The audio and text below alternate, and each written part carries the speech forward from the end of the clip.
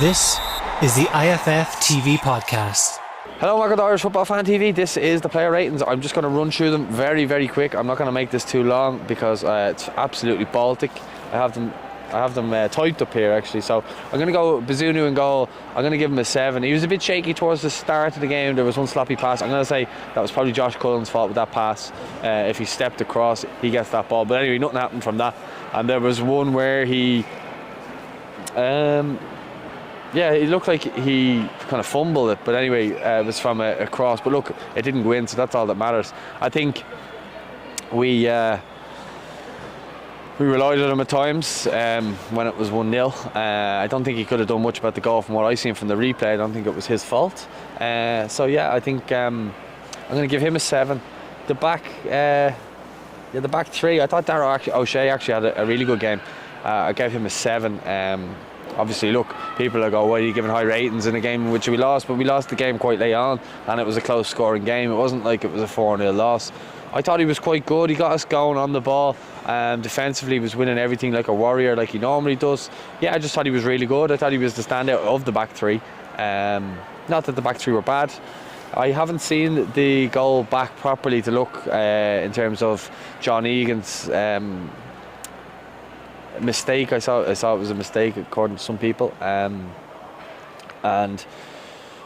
yeah, I haven't seen it back, but I just saw the defender coming, or the attacker coming across and heading the ball into the net. So it looked like a good header, but obviously, look, these player ratings change every time we do the final word, because I go back and I actually watch the game again, and I kind of change my opinion because you get to kind of see the analytics of it and the analysis of it, you know, to see who is really at fault. So look, I'm going to give John Egan a 6, and if he was at fault for it, I'd probably give him a 5.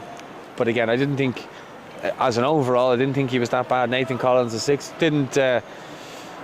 Was involved in things, but didn't really kind of impose himself like he normally has done for Ireland in the past. But look, it is what it is. 6 for him. Matt Doherty 5. I just didn't feel like he done much. You know, he was getting the ball out wide.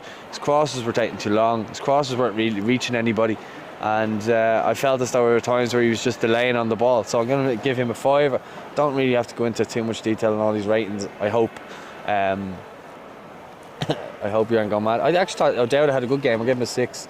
I thought he was better than Doherty and offered us more going forward. And in fairness to him, a lot of times when he got on the ball, he actually looked like he was going to make something happen, and he was our outlet ball for a lot of the game. So I'm going to give him a 6. You could probably give him a higher. You might give him higher. Let me know what you give him in the comments. 7 then for Josh Cullen. I just thought he was our best player, and he just always seems to be the one who has a good game regardless of how the rest of the team play. I thought he was tenacious, horrible, battling. All you want from your defensive midfielder, and then obviously he was the one trying to get us playing, and he was giving the ball simple. I just thought he had a good game, so I'm going to give him a 7. Alan Browne, I'm going to give it 8 because he scored the goal and he was heavily involved in a lot of our chances. Really, you know, I think he had 2 chances before he scored the goal. And he was just kind of making things happen in and around. And I always say that about Alan Browne. He may not affect the game overall in terms of his play and stuff like that, and creative play, but he does affect it in and around the box.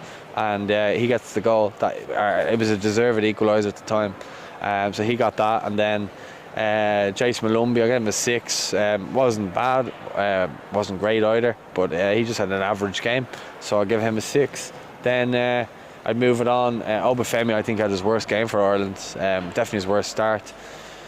Nothing really clicked for him today. It's just one of those games, I think, for him. And look, I don't think I'm not writing him off. I just think that he just didn't have a good game, and he was whipped off first of the 2 strikers. I actually thought Robinson had a really good game, looked really lively, and set up a good few chances, and was unlucky maybe not to get a few assists as well.